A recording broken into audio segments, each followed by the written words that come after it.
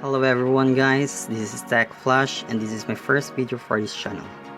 And today I'm going to talk about the Dragonwar Gladiator semi-mechanical keyboard. I bought this as Data Blitz here in the Philippines for only 895 pesos. It has a cool feature of RGB backlighting already for the cheap price. And you have 3 options to change the backlighting setup. So let me just show you how to change it by pressing this button here,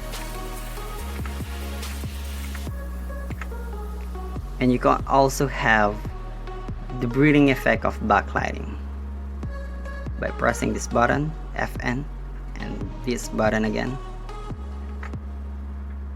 There you go.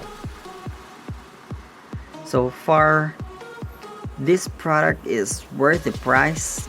Even if it's made of plastic, it's pretty much heavy and it really looks cool. It really looks expensive.